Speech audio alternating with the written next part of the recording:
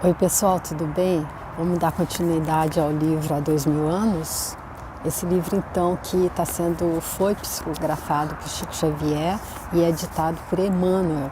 E ele trouxe a história, eu digo trouxe porque a gente está começando hoje a primeira parte do 10º capítulo da segunda parte do livro, que é o capítulo que finaliza então esse livro grandioso, em que Emmanuel traz a história dele próprio como senador republicano da época de Jesus Cristo. Ele viveu no mesmo período que Jesus Cristo. O livro começou em 31 da era cristã.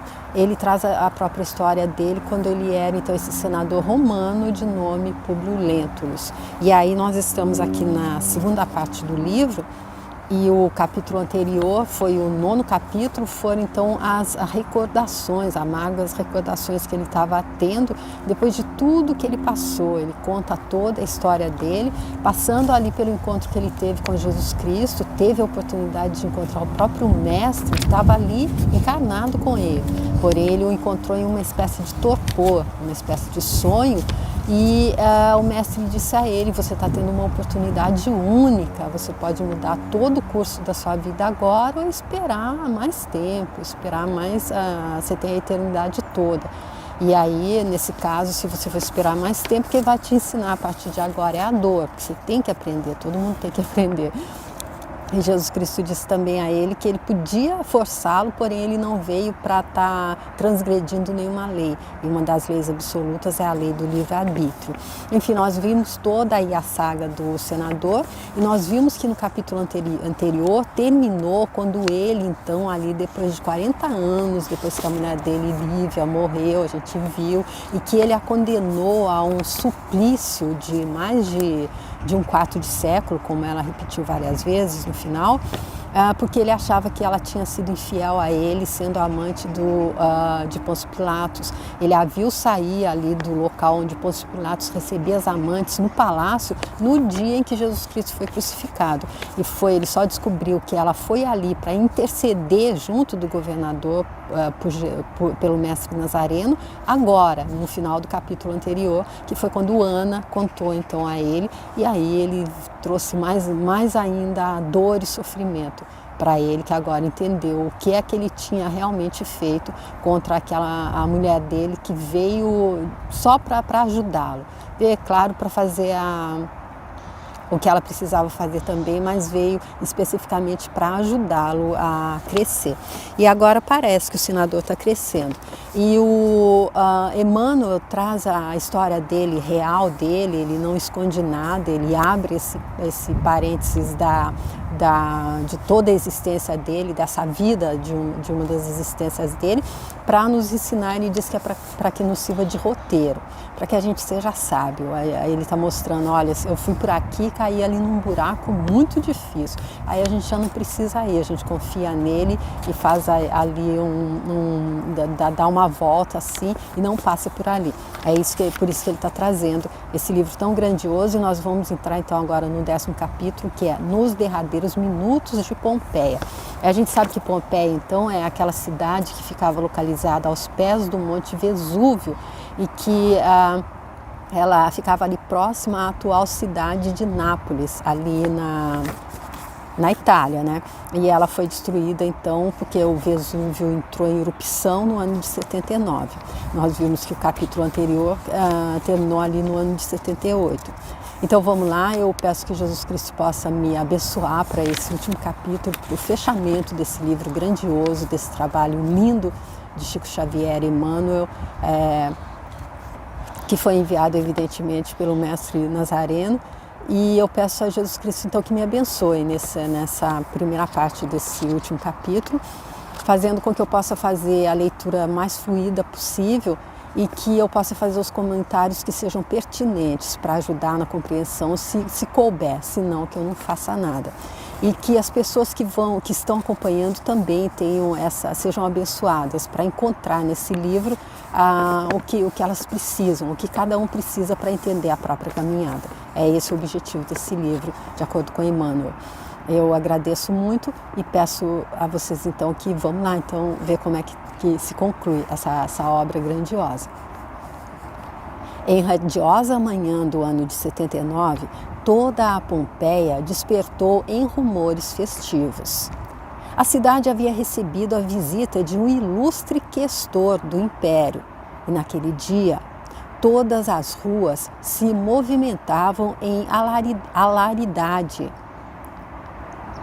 alacridade barulhenta, aguardando-se para breves horas as festas deslumbrantes do anfiteatro, com que a administração desejava celebrar o evento em meio da alegria geral.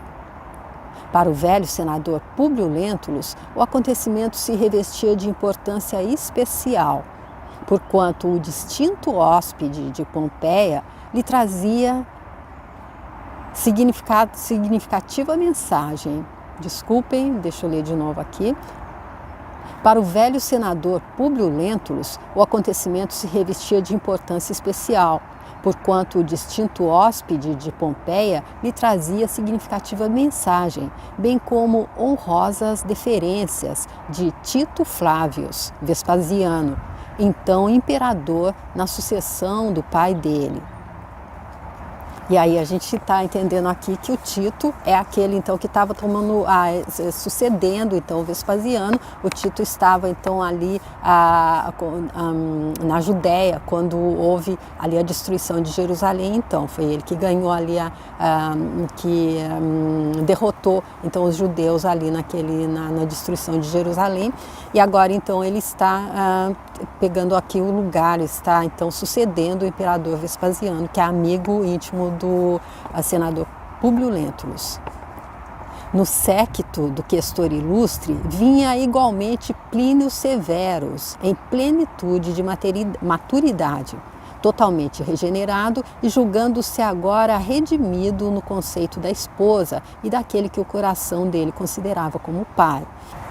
Então ali na comitiva que vinha ali com as honrosas deferências do imperador, ele vinha o Plínio Severus, que é aquele que a gente viu que é o marido da Flávia, filho da Calpurnia e daqueles amigos do senador, e que ele tinha se separado então da Flávia por um tempo, porque ele seguiu ali a amante dele, que era a Aurélia. Porém, depois a gente viu tudo que aconteceu ali com eles e ele ficou muito envergonhado e passou muito tempo longe deles, e agora então ele volta. Nesse dia, enquanto Ana comandava verbalmente as atividades domésticas nos preparativos da recepção, mobilizando escravos e servos numerosos, Públio e filha se abraçavam comovidos em face da surpresa que o destino lhes reservara, embora tardiamente. Avisados por mensageiros da caravana de patrícios ilustres, davam larga às emoções mais gratas do espírito, na doce perspectiva de acolherem o filho prodígio tantos anos distantes de seus braços amigos. Antes do meio-dia, um deslumbramento de viaturas, de cavalos ajaezados e de joias faiscantes sobre vestiduras reluzentes se deparava às portas da Vila Plácida e Graciosa, provocando a admiração e o interesse curioso das vizinhanças. E em seguida foi um turbilhão de abraços, carinhos, palavras confortadoras e generosas. Quase todos os patrícios em excursão pela Campânia conheciam o senador e a família dele, representando esse acontecimento um suave encontro de corações. Públio Lentulus abraçou Plínio demoradamente, como se fizesse a um filho bem amado, que voltasse de longe e cuja ausência houvera sido excessivamente prolongada. Experimentava no íntimo impulsos de extravasão de afeto que o coração dele dominou, para não provocar a admiração injustificada dos circunstantes. O senador, então, recebendo ali o Plínio como se fosse o próprio filho. A gente viu durante toda a história que ele teve um filho também, o Marcos, mas que esse foi raptado logo ali enquanto era neném. E só veio agora no final, depois de tanto tempo, que foi que ele soube tudo que aconteceu com ele, que foi o autor, então foi ele que perfurou os olhos do próprio pai, sem saber que era pai dele também. E aí então ele muito emocionado aqui, o senador, e o Plínio diz: meu pai, disse o filho de Flamínio em tom discreto e quase imperceptível aos seus ouvidos, quando lhe beijava a fronte encanecida. Já me perdoastes? Ó filho, como tardaste tanto? Quero-te como sempre e que o céu te abençoe, respondeu o velho cego emocionado. Daí a instante, após o doce encontro de Plínio e a mulher dele, exclamou o questor em meio do silêncio geral: Senador, honro-me em trazer-vos preciosa lembrança de César, acompanhada de uma mensagem de reconhecimento da alta administração política do Império, um dos mais fortes e mais justos motivos de minha permanência em Pompeia. E incumbo o nosso amigo Plínio Severus de vos entregar, neste momento, estas relíquias, que representam uma das mais significativas homenagens do Império ao esforço de um dos seus mais dedicados servidores. Públio Lentulus sentia bem a suprema emoção daquela hora. A homenagem do imperador, a carinhosa presença dos amigos, a volta do genro aos braços paternos, representavam para o coração dele uma alegria entontecedora. Os olhos dele, entretanto, nada podiam ver. Do seio da noite dele, ouvia aqueles apelos generosos, como um desterrado da luz, de quem se exumassem as recordações mais queridas e mais doces. Amigos, disse enxugando uma lágrima furtiva nos olhos apagados. Tudo isso é, para mim, a maior recompensa de uma vida inteira. Nosso imperador é um espírito excessivamente generoso, porque a verdade é que nada fiz para merecer o reconhecimento da pátria. Minha alma, todavia, exulta convosco, meus patrícios, porque a nossa reunião nesta casa é símbolo de união e trabalho nos elevados encargos do Império. Nesse instante, contudo, alguém lhe tomava as mãos encarquilhadas, levando-as aos lábios úmidos, deixando, porém, nas pequeninas conchas das rugas 2 lágrimas ardentes. Plínio Severus, num gesto espontâneo, ajoelhara-se e, osculando, beijando-lhe as mãos, dava expansão ao afeto e reconhecimento dele, ao mesmo tempo que lhe fazia entrega da mensagem imperial que o velho senador não mais podia ler. Públio Lentulus chorava, sem poder pronunciar uma única palavra, tal a emoção que lhe oprimia o íntimo, enquanto os circunstantes lhe acompanhavam as atitudes com os olhos rociados de pranto. Nesse interim, o filho de Flamínio não mais se conteve e, consagrando a sua regeneração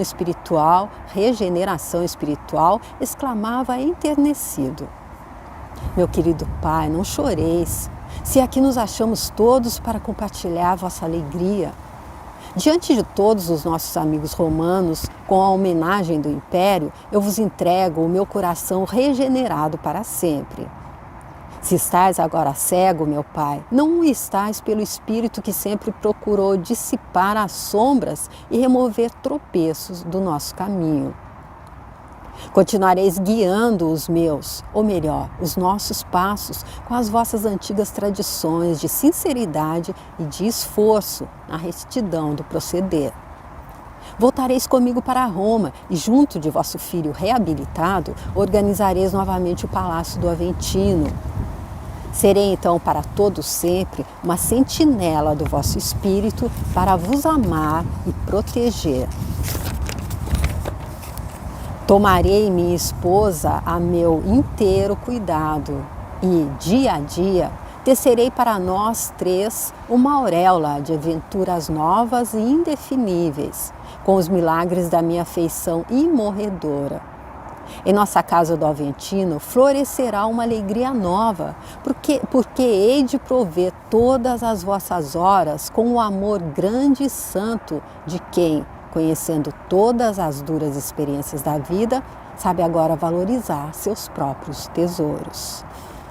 Então aqui o Plínio fazendo uma declaração de amor filial, que a gente sabe que ele não é filho dele exatamente, mas que o considera realmente como pai, e mostrando que apesar do senador ter plantado tanta dor, ele viu no passado que ele era uma pessoa tão cruel, e o próprio Jesus Cristo classificou de alma superficial e orgulhosa, com a família ele era realmente uma pessoa que merecia todo esse amor, até de um filho adotivo, entre aspas, digamos, né? Mostrando que ele era realmente uma pessoa que estava assim com um lado ali já bem resolvido da vida dele. Por isso então que ele teve tanta ajuda para estar despertando o restante, não é? Acredito que seja isso. O velho senador, alquebrado pelos anos e pelos mais rudes sofrimentos, conservava-se de pé, acariciando os cabelos do genro, igualmente prateados pelos invernos da vida, enquanto pesadas lágrimas rompiam a muralha da noite dele para enternecer o coração de todos numa angustiosa e indefinível emotividade. Flávia Lentulha chorava, igualmente dominada por íntimas sensações de felicidade ao cabo de tão longas e desalentadas esperanças. Alguns amigos desejavam quebrar a solenidade dolorosa daquele quadro imprevisto, mas o próprio questor, que chefiava a caravana de patrícios ilustres, se ocultara num recanto, sensibilizado até às lágrimas. Publio Lentulus, contudo, compreendendo que somente ele próprio poderia modificar as disposições daquela paisagem sentimental, reagiu às emoções exclamando: "Levanta-te, meu filho, nada fiz para me agradecer de joelhos. Por que me falas deste modo? Voltaremos para Roma sim, em breves dias, pois todos os teus desejos são os nossos. Regressaremos à nossa casa do Aventino, onde juntos viveremos para relembrar o pretérito e venerar a memória dos nossos antepassados." E depois de uma pausa, continuou em exclamações quase otimistas: "Meus amigos, sinto-me comovido e grato pela gentileza e afeto de todos vós. Mas que é isso? Todos silenciosos? Lembrai-vos de que não vos vejo senão através das palavras. É a festa de hoje. E a festa de hoje?" As exclamações do senador quebraram o silêncio geral, voltando-se aos intensos ruídos de minutos antes. A torrente das palestras casava-se ao tinir das taças de vinho em seus pesados estilos da época. Enquanto as visitas se reuniam no triclínio espaçoso para libações ligeiras, Plínio Severus e a esposa trocavam confidências ternas, ora sobre os projetos em perspectiva para os anos que ainda lhes restavam no mundo, ora quanto às recordações dos dias lentos e amargurados do passado distante. Insistentes chamados, porém, requeriam a presença do questor e comitiva no local dos festejos. O circo fora preparado a rigor e não se perdera nenhuma oportunidade para a realização das menores minudências próprias das grandes festividades romanas. E ao mesmo tempo que todos se despediam do senador e da filha dele num deslumbramento de felicidade mundana, Plínio Severus dirigia-se a Públio nesses termos, depois de abraçar ternamente a companheira: "Meu pai, levado pelas circunstâncias, sou compelido a acompanhar o questor nas festividades populares, mas estarei de regresso em breves horas para ficar convosco, um mês, de modo a tratarmos do nosso regresso a Roma." "Muito bem, meu filho", respondia o velho senador, sumamente confortado. "Acompanhe os nossos amigos e representa-me junto das autoridades. Dize a todos da minha emoção e do meu agradecimento sincero." A sós novamente, o senador sentiu que aquelas comoções carinhosas e alegres eram talvez as últimas da vida dele. No velho peito o coração batia-lhe descompassado, como se pesada nuvem de pensamentos tristes o envolvesse. Sim, a volta de Plínio aos seus braços paternos era a alegria suprema da velhice desalentada dele. Sabia agora que a filha poderia contar com o esposo nas estradas do seu tormentoso destino e que a ele, Públio, somente competia aguardar a morte, resignado. Ponderando as palavras afetuosas do filho de Flamínio e os seus apelos ao passado remoto, Plínio Lentulus considerou intimamente que era muito tarde para regressar ao Aventino e que a volta a Roma apenas devia significar para o espírito precito dele o símbolo da sepultura. Em pleno espetáculo, Plínio Severo, já no outono da vida, arquitetava os planos de futuro. Procuraria resgatar todas as faltas antigas perante os seus parentes afetuosos e queridos. Assumiria a direção de todos os negócios do velho pai pelo coração, aliviando-o de todas as angustiosas preocupações da vida material.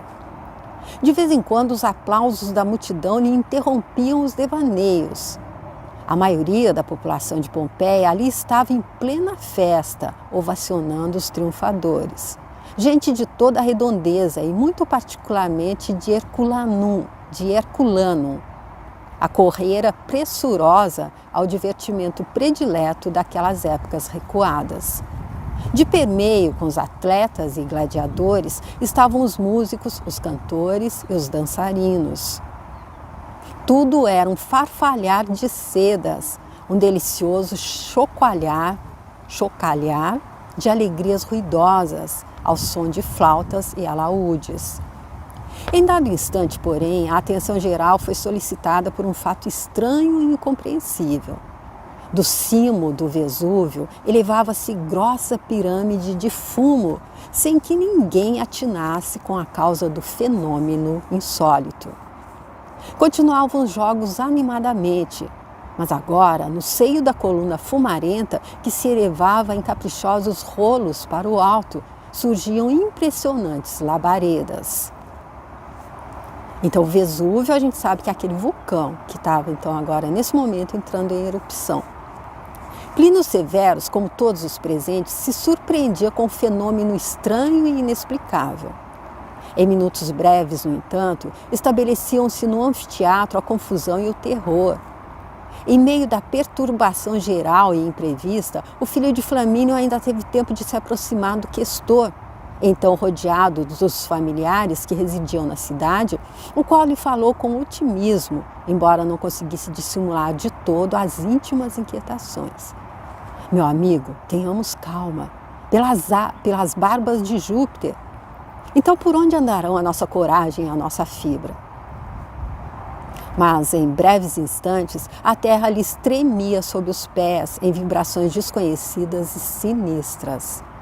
Algumas colunas tombavam ao solo pesadamente, enquanto numerosas estátuas rolavam dos nichos improvisados recamados de ouro e pedrarias.